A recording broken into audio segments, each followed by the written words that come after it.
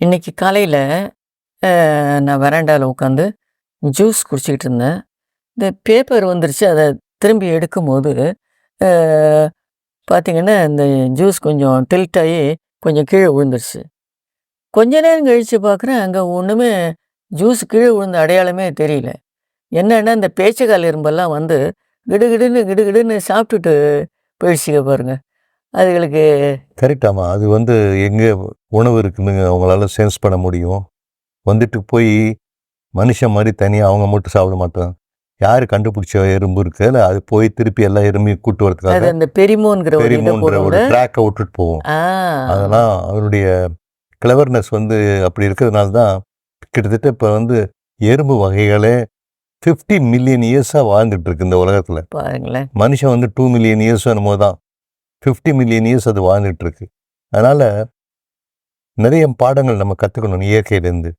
இன்னொன்று என்ன கண்டுபிடிச்சிருக்காங்கன்னா, இந்த குளிர் காத்துக்காக எறும்பு வந்து என்ன பண்ணும், தானியங்களை கொண்டு போய் அதோடைய புத்துல வச்சிருமா. அதனால இப்போ குளிர் காத்துல வந்து வெளியே வர முடியாது. ஐஸு, ஸ்னோலாம் இருக்கும். அந்த மாதிரி இருக்கிற இடத்துல என்ன பண்ணும், அது கொண்டு போய் வச்சுட்டு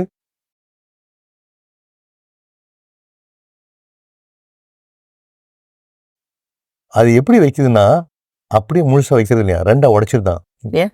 இந்த விதைகள்லாம். என்னத்துக்கு உடைக்கிறது? ஏன் உடைக்குதுன்னு சொல்லி ஆராய்ச்சி பண்ணி பார்த்தாங்க சயின்டிஸ்ட் இப்பதான். ம். அப்பதான் தெரியுது 2ஆ உடைச்சா வந்து அந்த சீடு முளைக்காது. பாருங்களேன். சிங்கிளா வச்சோம்னா அந்த கீழே இருக்க ஈரப்பதத்துல அது முளைச்சிருது. அ, அப்புறம் கொத்தமல்லி மட்டும் எடுத்துட்டு போய் கீழே உள்ளார ஸ்டோர் பண்ணிச்சுன்னா 4ஆ உடைக்குதாம் அ, அ. கொரியாண்டர் சீடை. ம், ம். அது ஏன் உடைக்குதுன்னு பார்த்தாங்கன்னா, கடைசியில பார்த்தாங்க அப்படிதான் 2ஆ உடைச்சா கூட முளைச்சிடுது. 4ஆ உடைச்சா முளைக்க மாட்டேங்குது.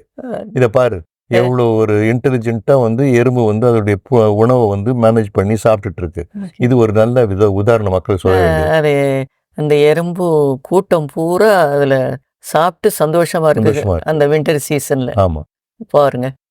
இது சொல்லும்போது எனக்கு ஒரு ஒரு சம்பவம் பழைய ஏற்பாட்டிலேருந்து ஒரு சம்பவம் அல்ல கதை அது ஞாபகத்துக்கு வருது. அந்த காலத்துல எ எகிப்து ஆண்டவங்க ஃபேரோக்கள், ராஜான்னு வச்சுக்கங்களேன். அவங்க வந்து யூதர்கள அடிமையா வச்சிருந்து அவங்களுக்கு, அவங்ககிட்டேருந்து வேலை வாங்கிட்டு, அவங்களுக்கு குறைச்சு சாப்பாடு ஆமா, ரேஷன்ல கொடுப்பாங்க. அந்த மாரி குடுத்துட்ருந்தாங்க. அப்படி இருக்கும்போது, அ சான்டோரோனி அப்படிங்கிற தீவுல ஒரு பெரிய எரிமலை இருக்கு. அது வந்து அப்படியே வெடிச்சிடுது. வெடிச்சு என்ன ஆகுது, அங்கேருந்து ஆஷ் எல்லாம், சாம்பல்லாம் இதுல நைல் நதியில போய் விழுவுது. நைல் நதியில விழுவும்போது, இவங்க சேர்த்து வச்சிருந்த கிரெயின்ஸ், அதாவது முதல் தரமான தானியங்கள் வந்து தலைச்சம்பிள்ளைகளுக்கு குடுப்பாங்களாம். அதுக்குன்னு தனியா சேர்த்து வச்சிருந்தாங்க. அதுல இந்த சாம்பல்லாம் போய் சேர்ந்து, தானியங்கள்லாம் அழுகி போகுது. அப்போ இந்த யூதர்கள் வந்து என்ன ஆச்சு, இவங்க வந்து வேற ஆமா, பக்கத்துல கிழக்கு இருந்தாங்க. பக்கம் இருந்தாங்க. அதனால அவங்க எல்லாம் தப்பிச்சாங்க. இவங்க எல்லாம் உடம்புல புண்ணு அது இதுன்னு வந்துடுச்சு. சரி பிள்ளைகளுக்கு தானியத்த குடுக்கலாம், இதுகளுக்கு தலைச்சம் பிள்ளைகளுக்கு அப்படின்னு பார்க்கும்போது, பிள்ளைக அந்த எல்லாம் ஏற்கனவே அழுகி போயிருந்தது. அந்த சாம்பல் எல்லாம் பட்டு எல்லாம் அழுகி போயிருந்தது. அத குடுக்கவும் எல்லா தலைச்சம் பிள்ளைகளும் இறந்து போச்சு. இவரு ஒரு செல்ஃபிஷ் ஆக்ட் பாருங்க இது. ம். ம். சுயநலம். கரெக்ட். தங்க பிள்ளைக, தங்க தலைச்சம் பிள்ளைக இருக்கணும் அப்படின்ட்டு இத பண்ணது, எவ்வளோ பெரிய தீங்கு விளைவிச்சு பாருங்க. அ. கரெக்ட் தான். அந்த எறும்புகளுக்கு என்ன இருந்தது?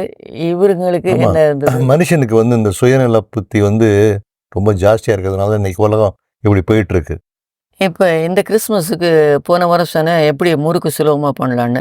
இந்த விட மிக்ஸரும் ரொம்ப சுலபமா பண்ற மாரி ஒண்ணு பண்ணேன். கார்ன் அவல்னு ஒண்ணு விக்குதுப்பா. இதுல கடையில விக்குது. மளிகை கடையில விக்குது. அத வாங்கி அத பொரிச்சு போட்டுக்கிட்டேன். அவல் சாதாரண அவல் இருக்கு இல்லையா? கெட்டி அவலு. அதையும் பொரிச்சு போட்டுக்கிட்டேன். கருவேப்பிலை நம்ம மரத்துலேருந்து நெறையா பறிச்சு, அத காய வச்சு அதையும் வறுத்து போட்டேன். இப்ப மயிலை வறுகடையில் நிலையம்னு ஒரு கடை இருக்கு, மயிலாப்பூர்ல.